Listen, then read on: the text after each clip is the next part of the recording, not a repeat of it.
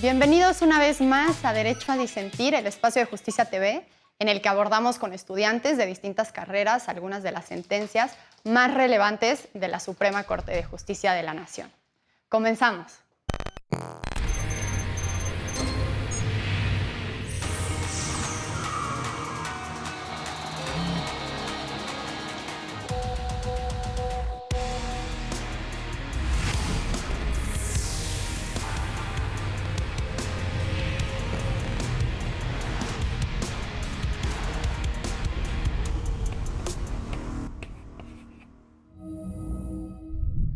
Hoy hablaremos de un tema muy delicado y grave, las violaciones a menores de edad. En el caso que discutiremos hoy, hubo una contradicción de criterios entre dos tribunales colegiados en casos similares en los que hombres obligaron a niños a tener relaciones sexuales con ellos. Por un lado, un tribunal estimó que no se actualizaba el delito de violación cuando el sujeto activo obliga a la víctima a que lo penetre. El otro tribunal concluyó que sí se había configurado el delito de violación inversa, pues al obligar a la víctima a que lo penetrara, se viola la libertad sexual y el desarrollo psicosocial del menor. Ante estos dos criterios, la primera sala de la Suprema Corte de Justicia de la Nación resolvió que debe ser considerado como sujeto activo de delito de violación al que obligue a un menor de edad a tener relaciones sexuales, pues se está aprovechando de la minoría de edad, vulnerando su libertad y seguridad sexual. Para hablar de este tema, hoy nos acompañan Miriam Cámara, de Derecho de la Universidad Marista, Enrique Memije, de Psicología de La Salle, Marco Antonio Mancilla, de Derecho de la Universidad de León, y Andrea Velázquez, de Derecho de la Ibero de Puebla. Yo soy Regina Sánchez Sazo. Comenzamos. Bueno, ahora sí, bienvenidas y bienvenidos. Me da mucho gusto tenerlos por acá. Creo que es interesante tener a gente de diferentes estados de la República en un mismo foro. Pues Miriam, tú estás en Yucatán, Enrique, tú estás en la Ciudad de México, Andrea en Oaxaca y Marco en Guanajuato. Entonces, creo que pues va a ser muy interesante conocer el punto de vista de cada uno de ustedes. Y bueno, como saben, se vale decir que no están de acuerdo en cualquier momento. Y bueno, feliz y encantada de estar con ustedes, aprender de ustedes y pues discutir sobre este tema tan delicado e interesante. ¿Por qué no? Bueno, empecemos, Miriam, si nos puedes platicar un poquito más de qué fue lo que resolvió la Corte para que todos partamos de la misma base. ¿Va? Sí, claro, un gusto estar aquí con todos, todas y todos ustedes.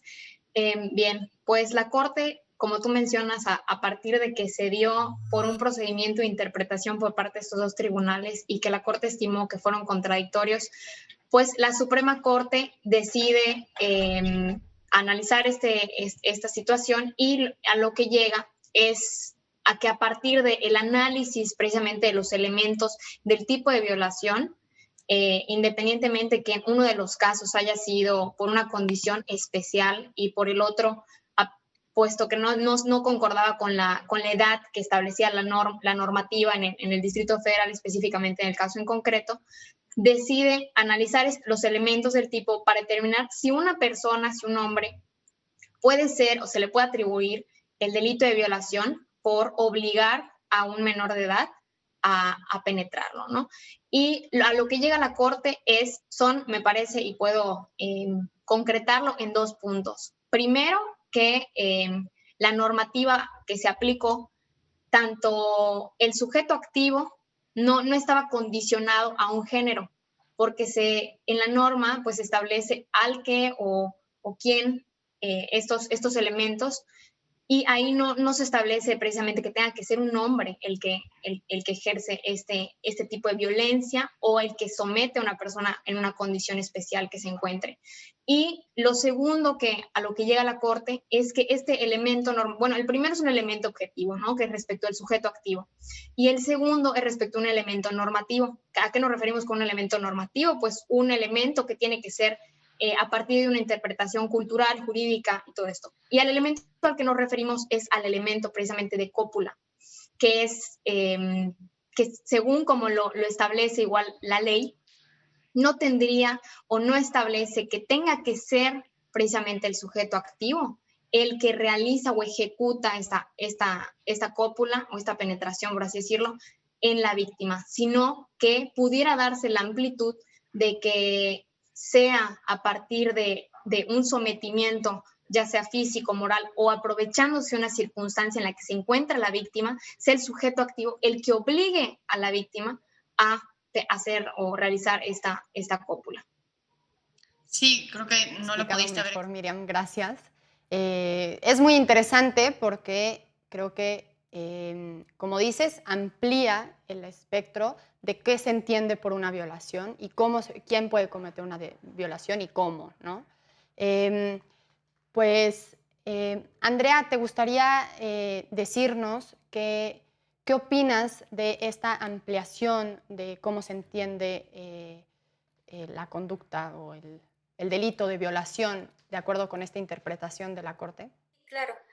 Bueno, cuando analizan el tipo de conducta de violación, mencionan el tipo básico que estaba mencionando Miriam, que es el que de manera generalizada se puede pensar que se realiza, que es con violencia física o moral, pero tampoco se tenía pensado el tipo especial que fue en este caso, que fue aprovechándose de la edad de los menores, en este caso de entre 12 y 14 años respectivamente. Entonces hay que analizar muy bien cómo es este tipo especial de violación, porque pues estamos hablando de menores de edad, hay un interés superior del menor por protegerlos. Entonces, en uno de los tribunales, para mi opinión, al momento de interpretar la norma lo hicieron de una manera muy estricta, y en cuanto al otro tribunal, pues lo hicieron más con este panorama, y al fin y al cabo, pues la Suprema Corte se fue por este panorama más general para proteger a los menores.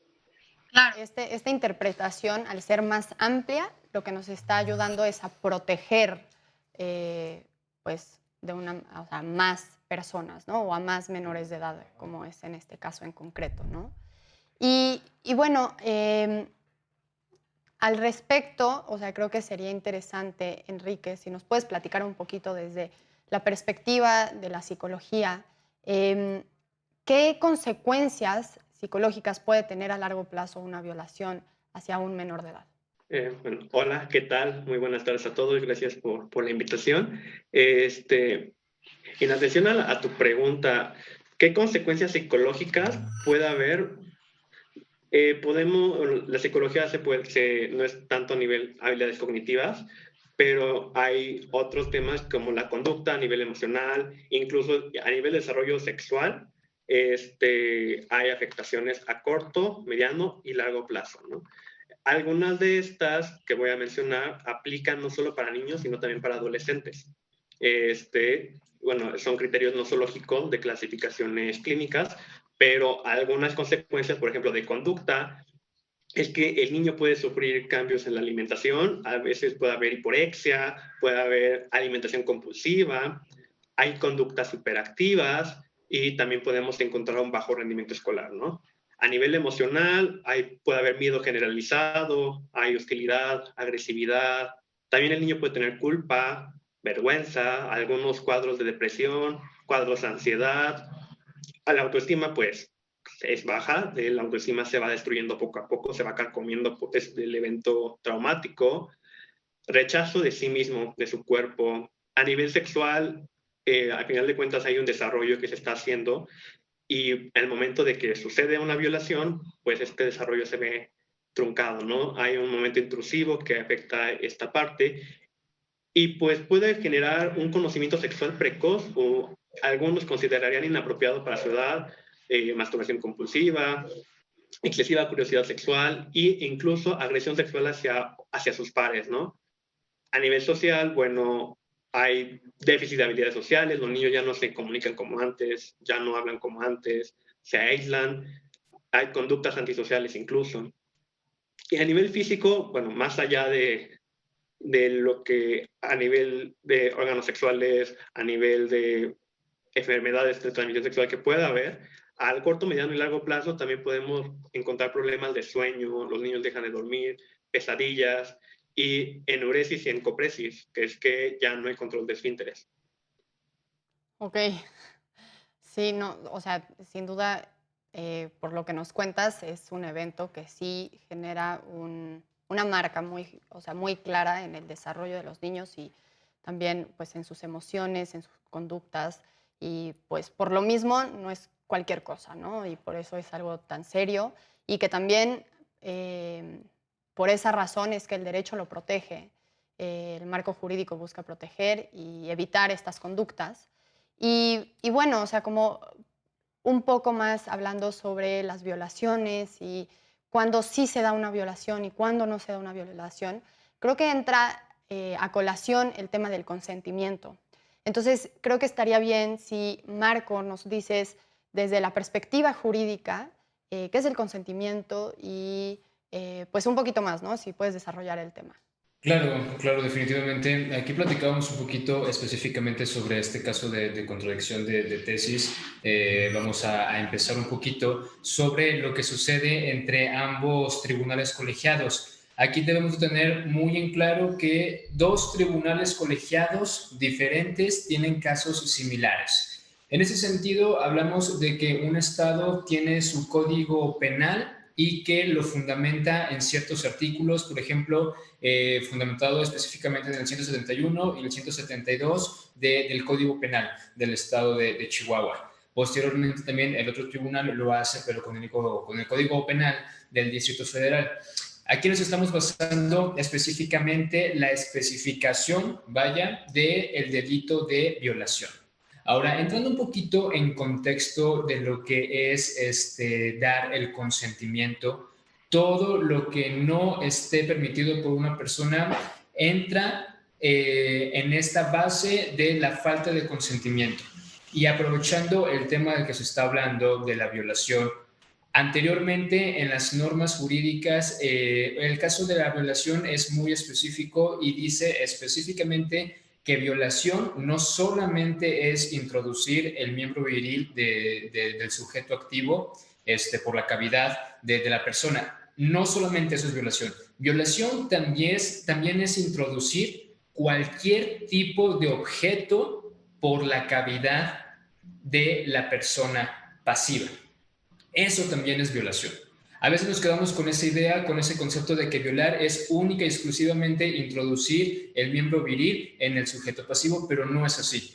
Y definitivamente esto también va un poquito aunado a lo que comentaba hace ratito Miriam, sobre el caso básico y el caso especial de violación. Donde tenemos que el caso básico de violación se tiene que introducir además con la violencia física o con violencia moral. Tiene que aunar violencia física y violencia moral, el caso típico el básico de violación.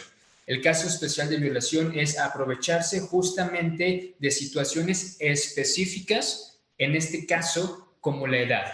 El niño menor de 14 o 12 años no tiene el razonamiento cognitivo para poder entender qué es lo que está pasando en el momento. Es por eso que en esta situación el consentimiento del menor no es posible que pueda alcanzar ese grado de entendimiento por la razón cognitiva de la edad. Y sobre este punto, Enrique, ¿estás de acuerdo? O sea, es cierto que no podemos tomar en cuenta el consentimiento de un menor de 14 o de 12 años respecto de si quiere o no tener relaciones sexuales con un mayor de edad, como es en estos casos. Mira, esa pregunta en específico me pone en conflicto y voy a explicar el por qué. Mencionaban que un niño que ya no es niño como tal, es entre 12 y 14 años, no conoce o no sabe. Y desde la teoría eso pues no aplica. A partir de los 11 años, desde el desarrollo propuesto por Piaget de habilidades cognitivas, el niño ya puede tener operaciones formales, puede abstraer conceptos que nosotros adultos consideramos complicados, ¿no? Y ya puede entender qué es una relación sexual, ya puede entender qué es estar en contacto con alguien, ya tiene las habilidades. ¿Qué sucede? no, al infante no se le enseña, bueno, al niño no se le enseña qué es una relación sexual, qué es el sexo, qué es una violación, qué es cuando están atentando contra a sus, a los intereses, cuando no le están pidiendo consentimiento. Yo, en este caso, opino, no estoy de acuerdo en que, en este caso, del caso que estamos analizando, que no se diga que el niño no tenga las habilidades para hacerlo. Yo sí diría de que ahí lo que aplicaría es que no estamos formados como sociedad, ni a nivel educativo, ni a nivel comunitario, que todavía infringen una serie de tabús en torno al sexo, a la sexualidad, y que los perpetradores de la infancia o violadores en este caso toman, ¿cómo decirlo sin sonar tan, cuando lo toman ventaja de esto? Eso es como mi observación. Yo creo que sí, es un tema de salud pública lo que estamos también analizando. Y creo que partir de ahí sería un tema muy interesante para llevar en esta discusión. Y tomando en cuenta lo que acabas de decir, Miriam, entonces, ¿tú por qué crees que se le da esta protección a partir de los 12 o 14 años? Si, bueno, por lo que nos está diciendo Enrique, es que a los 11 años ya se puede decir que los menores de edad tienen esta capacidad de abstraer conceptos, ¿no? ¿Tú estás de acuerdo que es un tema de educación sexual y que por eso se necesita dar una protección adicional a este grupo de personas? Pues yo, la verdad, me hace mucho sentido lo que comenta Enrique. O sea, sí creo, y cuando leía la resolución a la que llegó la Corte, sí me puse a pensar, bueno, estamos hablando de un niño un menor de edad, entre 12 y 14 años ya, que está entrando casi a la adolescencia, si Enrique no me dejara mentir, o sea, ya está en un proceso de pubertad, ya él está teniendo ciertas experiencias, y sí creo que sí concordaría con Enrique a que sí puede entenderse como un tema de educación sexual, porque bajo la experiencia, en el contexto en el que nos encontramos en la sociedad mexicana, pues la educación sexual no empieza hasta que estamos en secundaria, yo creo, ¿no? Hasta los últimos, bueno, no, pudiera ser que en primaria, pero ya más adentrado a las consecuencias, a cómo un menor puede entender cuándo se le está, como menciona Enrique, cuándo se le está vulnerando esta libertad, ¿no? Sexual. No lo puede llegar a lo mejor a entender o no puede llegar a saber. O realmente yo sí considero que un menor en este momento de su vida sí no puede llegar a entender por este desarrollo que nos comenta Enrique, psicológico, cognitivo, social también y cultural que se vive en México, no puede llegar a entender la consecuencia que puede tener un acto sexual de esta naturaleza. Entonces, sí creo que tiene que tener una protección especial por parte de las autoridades y del Estado de Derecho y de México, ¿no? Gracias. Y Andrea, antes de terminar el primer bloque, ¿tú qué opinas sobre cómo se está protegiendo el consentimiento de los menores de edad en en el marco normativo y, bueno, tomando en cuenta el caso en concreto? Bueno, en sí el consentimiento de los menores de edad es algo muy delicado porque, bien como estaba diciendo Enrique, pues son menores que todavía están pasando por estos cambios, ¿no? Y también les están llegando esta información, inclusive porque pues son entre 12 y 14 años de edad. Entonces, igual no sabemos pues el ambiente en donde se están desarrollando, porque por ejemplo, a lo mejor el menor de 14 años que está en el estado de Chihuahua y el menor de 12 años que está en el estado, bueno, en ese momento Distrito Federal, no sabemos cómo es su ambiente, ¿no? También tenemos que investigar el tipo de ambiente en donde se están desarrollando, porque inclusive, pues, yo soy de Oaxaca, entonces aquí el ambiente es completamente diferente a los otros estados, entonces también tenemos que ver ahora sí que qué tipo de información le llegan a nuestros niños, a nuestros menores de edad, y también cómo les explicamos estas situaciones de lo que les está pasando en su cuerpo, qué tipo de cambios pueden tener inclusive ahora sí en sus pensamientos. Entonces, tenemos que ver todos esos tipos de contextos para saber ahora sí que en qué momento se puede proteger el consentimiento y en qué momento pueden dar un consentimiento también. Entonces, todo esto lo tenemos que mostrar en nuestros códigos, en nuestras leyes. En los dos códigos, ¿no? Por eso vemos que el Código Penal de Chihuahua lo protege hasta los 14 años, tal vez, o sea, tendría todo el sentido del mundo que sea así en Chihuahua hasta los 14 años y a los 12 años en la Ciudad de México, porque pues andamos más aventureros, ¿no? O sea, desde más chiquitos, yo qué sé, ¿no? Pero sí, sin duda es un tema, o sea, es un aspecto a considerar tanto en la creación de la legislación como en el momento en que se hace una interpretación, ¿no? Pues bueno, si les parece bien, en el siguiente bloque seguimos discutiendo más a fondo este tema tan interesante. En unos minutos más estamos de vuelta por acá en Derecho a Disentir.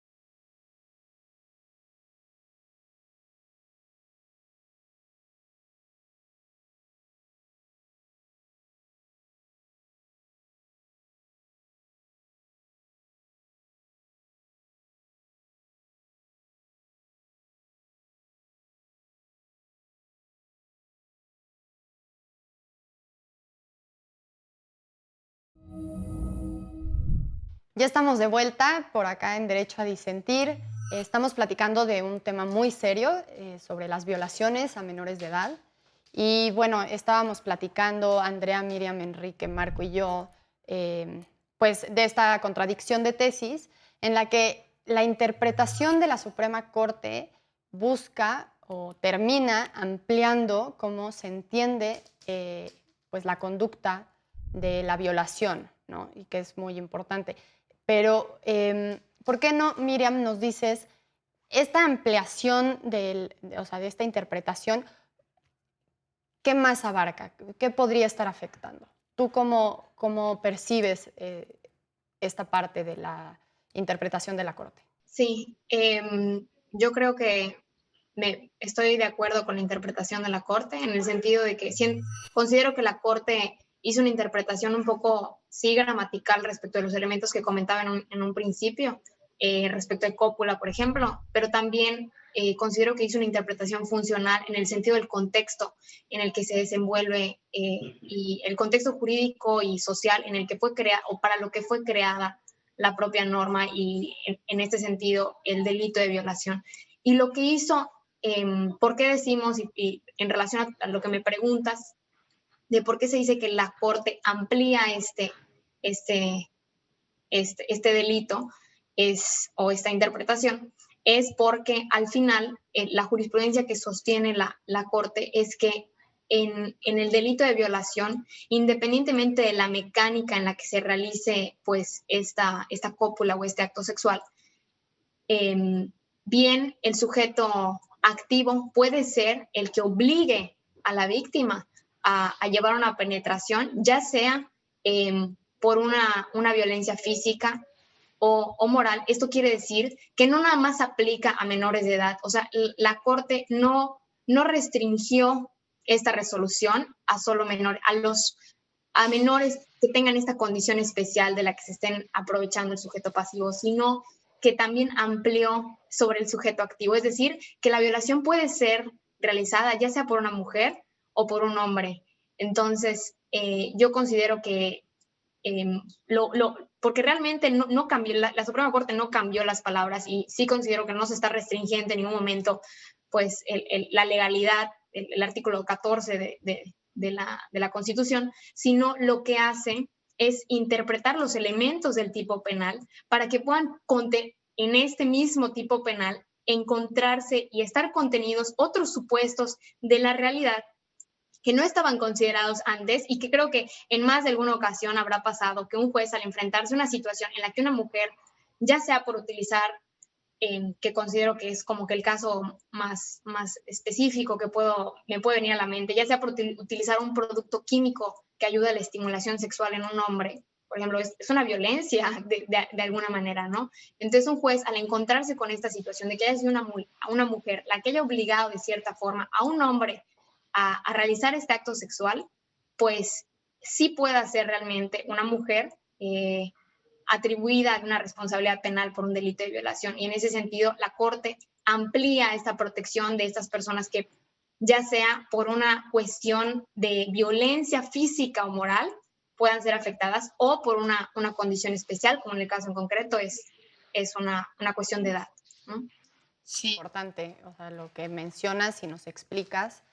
Marco, desde tu opinión, ¿estás de acuerdo con esta interpretación que hizo la Corte y, como menciona Miriam, en esta ampliación que hace sobre cómo se entiende el delito de violación? Sí, completamente de acuerdo, porque bien voy a recalcar las palabras de Miriam. Antiguamente pudo haber supuestos jurídicos que las normas no contemplaban. Sin embargo, una cosa es lo que la norma puede contemplar, y otra cosa muy diferente, lo que allá afuera, en la práctica, en la vida real, puede suceder. Entonces, ¿qué pasa cuando estos supuestos jurídicos no se ven contemplados en las normas? Se quedan en un limbo, se quedan en lagunas que realmente nunca son resueltas. Y cuando nos damos cuenta, desgraciadamente, por ejemplo, en este caso que la Corte amplía el parámetro, amplía estas características, nos damos cuenta que hay un trasfondo muy grande y que no fue sino hasta este momento en el que los parámetros se amplían, nos damos cuenta que muchísimos supuestos jurídicos entran en esas normas. Desgraciadamente, así es, pero nos damos cuenta que en realidad hay muchísimas cosas que nosotros no podemos percatar, nosotros no podemos ver, pero desesperadamente piden a gritos que sean atendidos, porque hay muchas cosas, muchos supuestos que no se consideran, y ampliamente esta resolución de la Corte en ampliar los criterios me parece muy práctica y me parece certera en su totalidad. Ok, muchas gracias. Andrea, ¿tú qué opinas de esta interpretación que hace la Corte? ¿Estás de acuerdo con lo que Miriam y Marco dijeron? Estoy completamente de acuerdo, porque la Corte dice, hay que ver este tipo en las leyes, bueno, en este caso los códigos, porque dice a quien cometa o a quien haga. No precisamente se van sobre el hombre o sobre la mujer, puede ser cualquiera de los dos que cometa alguno de estos delitos.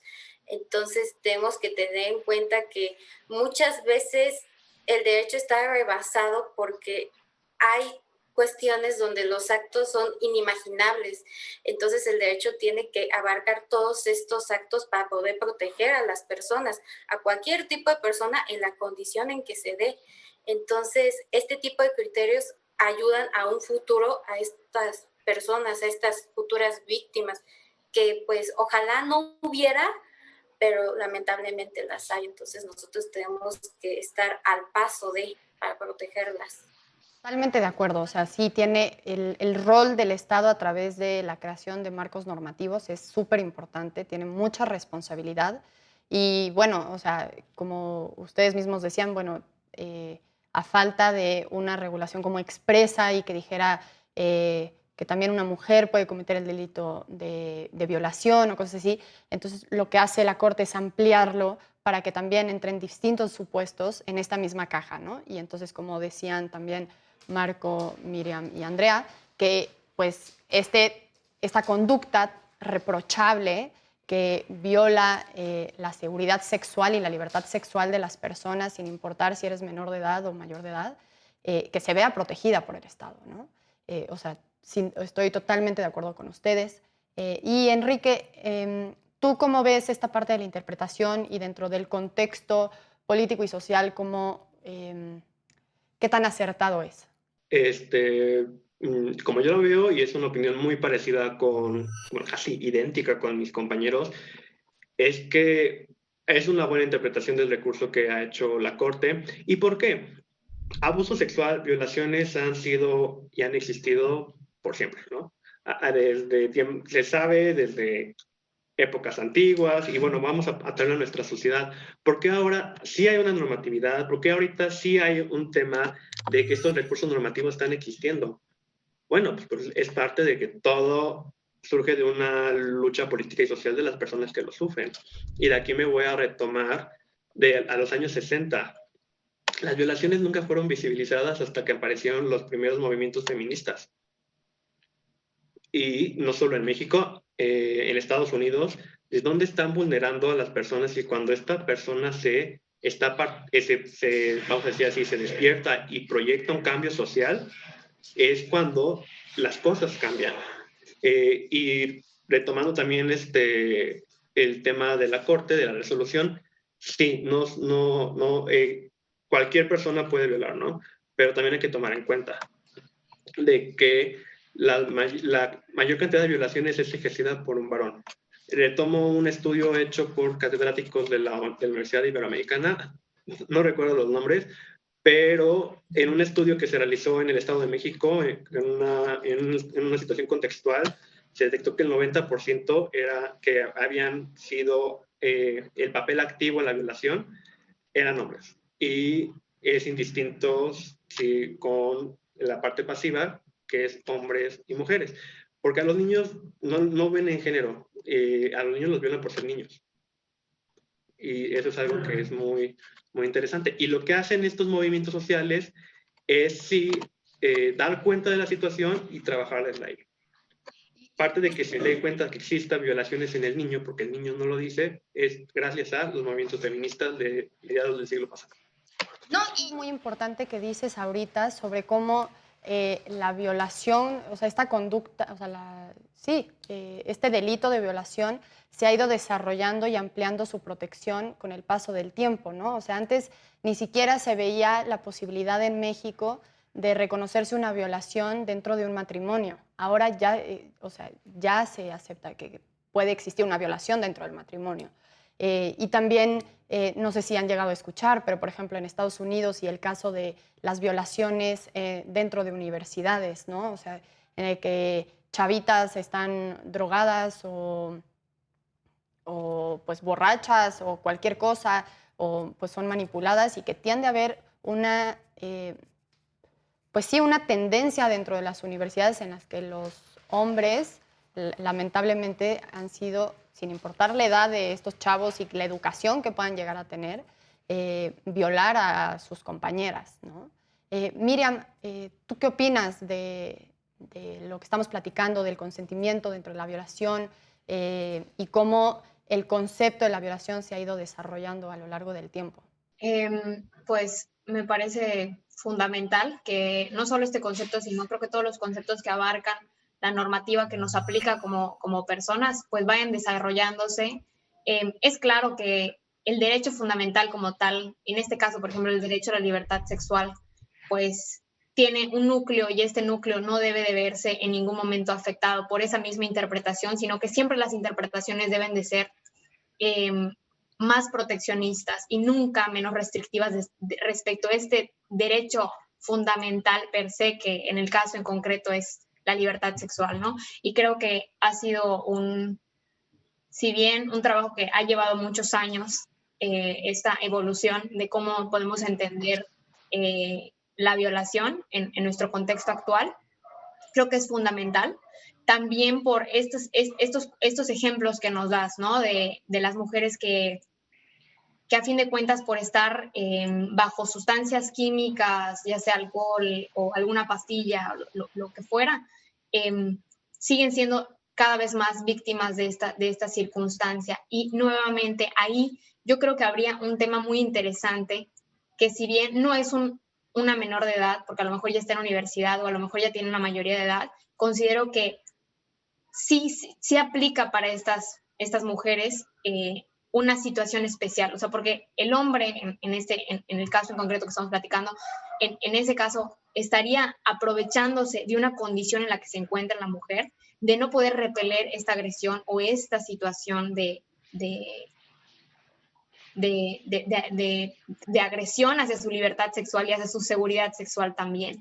Y creo que es sumamente importante que nunca perdamos de vista precisamente el derecho que se está intentando proteger, que considero también fue parte del análisis que hizo la Corte, porque la Corte dijo, si bien a lo mejor el sujeto activo no fue el que penetró al menor de edad, a ver, había una voluntad de realizar esta acción, ¿no? Y entonces sigue también esta misma voluntad, porque en este caso, al ser un delito doloso, pues es la voluntad realmente lo que se está también castigando. No es únicamente la conducta del ser humano, sino que es una actividad que deriva de una voluntad que está dirigida a causar esta situación que el derecho precisamente reprueba. Y en este caso había una voluntad dirigida a causar esta situación, y esta situación, por supuesto, que trae un resultado en los derechos fundamentales de una persona, que en este caso es libertad sexual y seguridad sexual. La libertad sexual entendida como la libertad y la autonomía que tenemos las personas de decidir sobre la situación, las personas con las que vamos a realizar algún acto sexual, y la seguridad sexual de que el Estado, cuando tú no puedas realizar esta o no puedas decidir autónomamente sobre esta libertad, sea el Estado el que te garantice a ti esta seguridad, ¿no? Que me parece ha sido evolucionando, sí, poco a poco, como nos menciona Enrique, si desde mediados de los 60 estaban todavía evolucionando, hace cuánto tiempo ya pasó, ¿no? Pero creo que vamos, al menos actualmente, en buen camino para ir, como igual mencionaba Andrea, o sea, la ley no puede ser tan casuística, tiene que ser general y no puede incluir todos los supuestos que vayan a pasar en la actualidad. Entonces, esta interpretación, este ejercicio interpretativo es sumamente importante, y no solamente en la Suprema Corte, sino también en los demás organismos jurisdiccionales, en los mismos litigantes y abogados que ejercemos la profesión, ¿no? No, totalmente de acuerdo. Sí, creo que es muy importante esta interpretación que hace la Corte, y como bien dices, ¿no? O sea, no solo es que los menores de edad no puedan dar a conocer su consentimiento, porque tal vez si no entienden lo que está pasando, sino también cuando alguien está bajo los efectos de una droga o no está simplemente en sus 5 sentidos, pues, ¿no? Y claro, o sea, lo que decía Enrique de que viene, o sea, esta nueva forma de ver la violación es a raíz de la lucha feminista, también me parece muy interesante porque justo como decías, ¿no? O sea, si la mayoría de los casos son perpetrados de hombres hacia mujeres, pues las mujeres han tenido que ser las que alcen la voz para que cambien las cosas, ¿no? Andrea, ¿cuál es tu punto de vista sobre lo que estamos platicando ahorita? Bueno, la verdad a mí se me hace muy interesante porque el derecho, como todos sabemos, es evolutivo. Se tiene que acomodar ahora sí a los contextos históricos en que se esté pasando.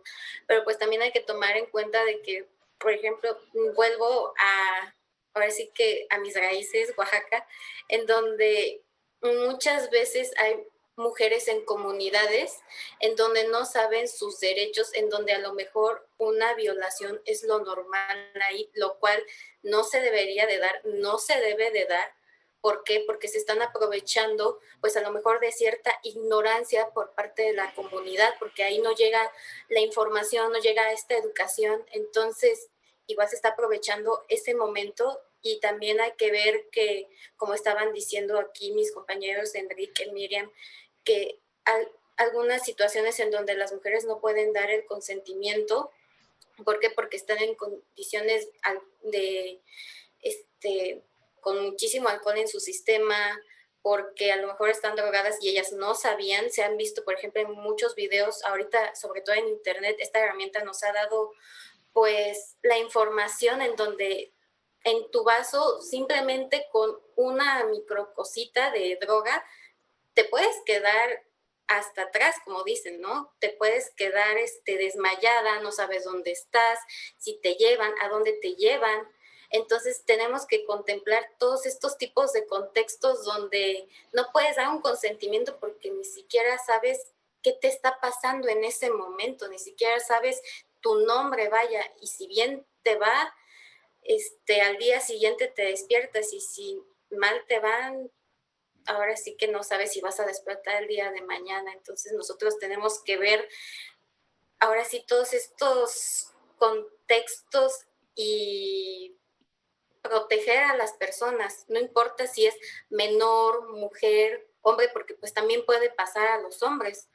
Entonces, por esa parte, el consentimiento es muy importante. Por esa parte, nosotros como futuros abogados, pues también tenemos que velar por toda la seguridad, y por la parte de la psicología, pues ofrecer una asistencia, ¿no? También, porque pues todas aquellas víctimas quedan con unos efectos colaterales que a lo mejor nosotros no sabemos cuáles son, no sabemos si pueden inclusive llegar a efectos donde su familia pueda sufrir, donde su persona pueda sufrir. Ahora sí, por televisión no sé qué palabras se puedan decir, pero hay efectos colaterales muy, muy fuertes, en donde inclusive se puede acabar la vida de la persona porque no saben cómo llevar a cabo su vida después de el episodio traumático que hayan pasado. No, sin duda. Creo que es muy importante también este tema que tocas sobre las comunidades indígenas y cómo los usos y costumbres son distintos y cómo el desarrollo de la mujer es distinto al de una mujer pues, en Guadalajara o en una ciudad más grande, ¿no? O sea, en el que pues tal vez hay más información, la educación es distinta, los roles entre hombres y mujeres, cómo funcionan. Entonces también, ¿no? O sea, cómo esta interpretación ayuda a abarcar todo este sinnúmero de posibilidades en las que hombres, mujeres o niños pueden ser víctimas, ¿no? Se nos acabó el tiempo del segundo bloque. Ahorita seguimos platicando de este tema. Pues no se despeguen porque pronto regresamos aquí en Derecho a Disentir.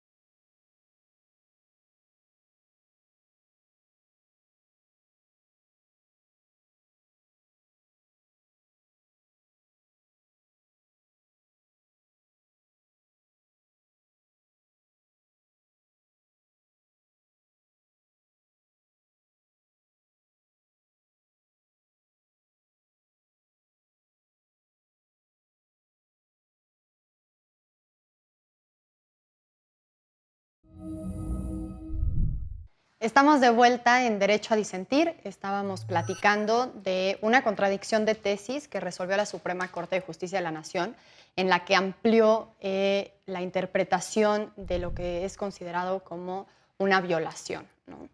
Y bueno, por ser el tercer y último bloque, tenemos que irnos a conclusiones.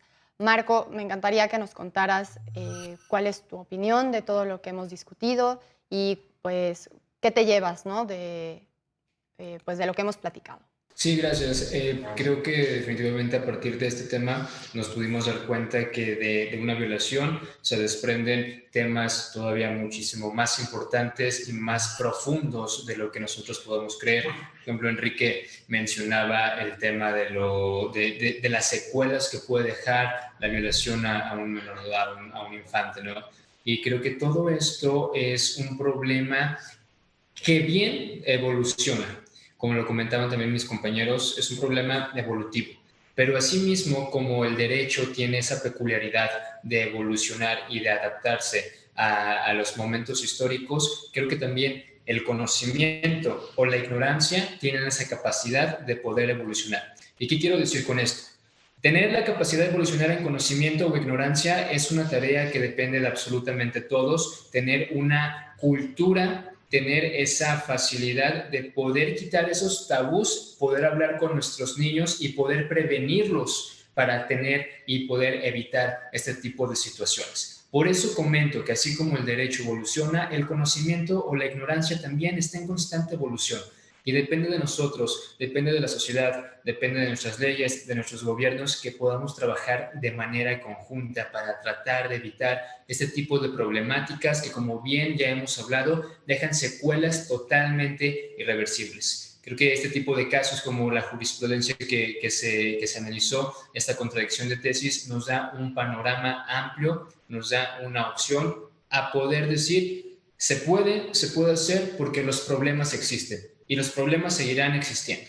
Entonces, trabajar conjuntamente y decidir si nuestra evolución va a ser en base al conocimiento o a la ignorancia. Gracias, Marco. Creo que yo me quedo de lo que acabas de decir, que no nos quedemos con la responsabilidad de los jueces, de los abogados, de los legisladores, sino también la comunicación que debe de haber dentro de las familias para dar a conocer que es una conducta que se está llevando a cabo, para prevenirla en la educación de nuestros hijos y que ellos no las repliquen, y también pues para que no les pase a ellos o a la gente a nuestro alrededor.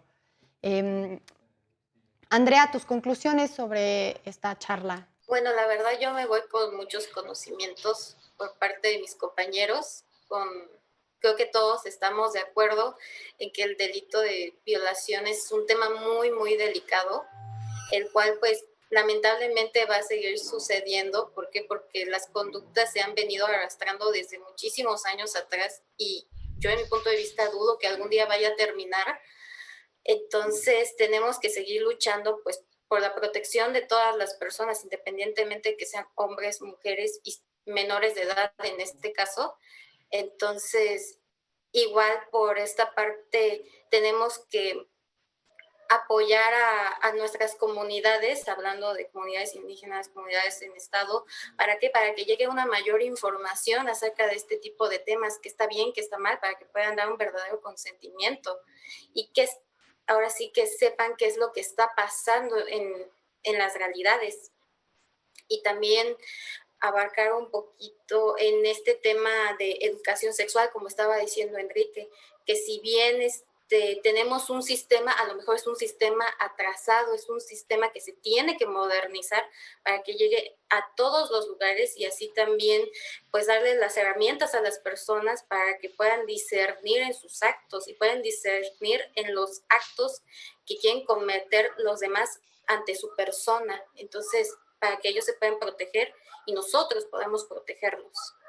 Totalmente de acuerdo contigo, Andrea. Enrique, tus conclusiones sobre lo que hemos estado platicando. Las conclusiones es que hay muchos temas que pensar, ¿no? Ahorita estoy pensando en ¿cuál es es un tema muy oscuro, ¿no? Pero ¿cuál es la función social de la violación en nuestras comunidades, ¿no? En nuestra sociedad.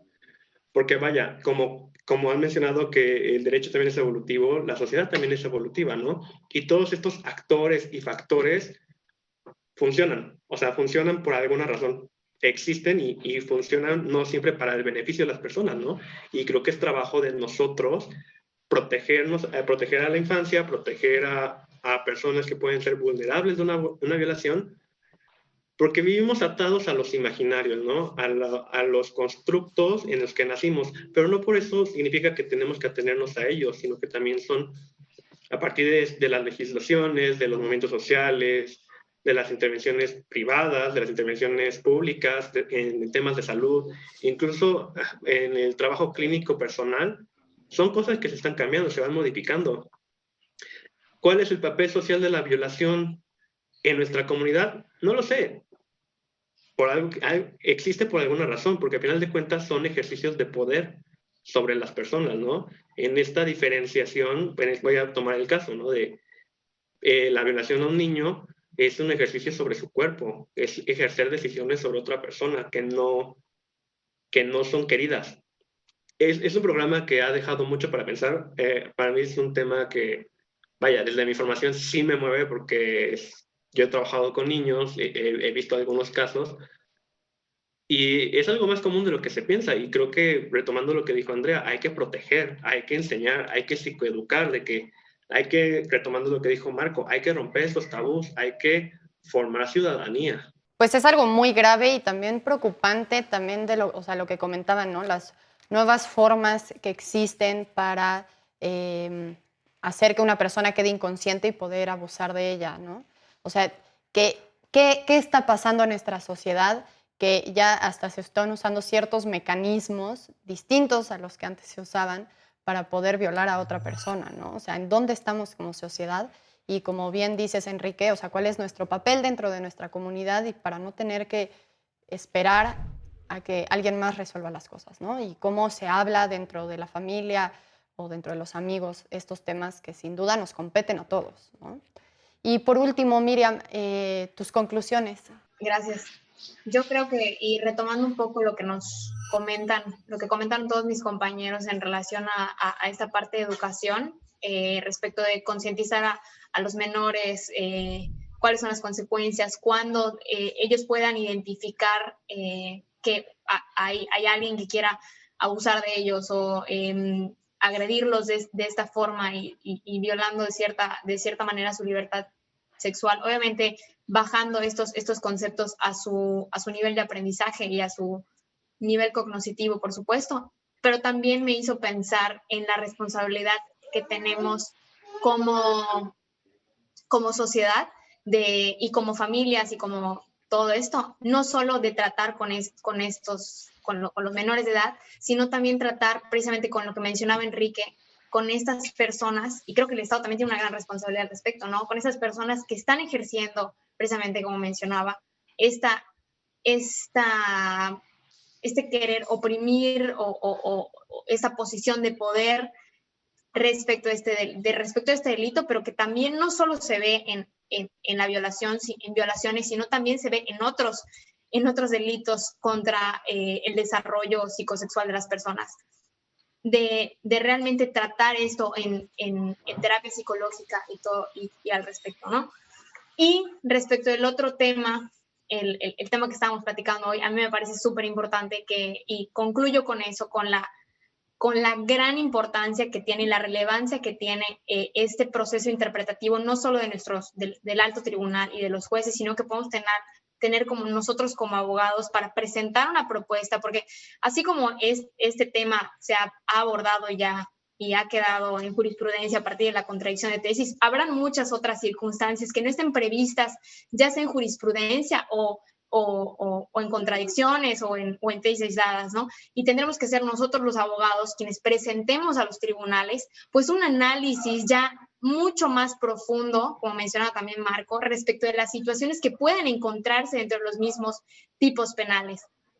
Y también quiero cerrar con este punto, que también tenemos la responsabilidad como profesionistas y como estudiantes también de derecho, de próximos futuros abogados, de no tomar esta interpretación en una mala aplicación, ¿no? O sea, que si bien ya se ha ampliado el panorama de poder decir que una mujer pueda cometer una violación a un hombre, pues no, esto no sea para perpetrar un tipo de violación hacia cualquier tipo de comunidad o hacia cualquier género, ¿no?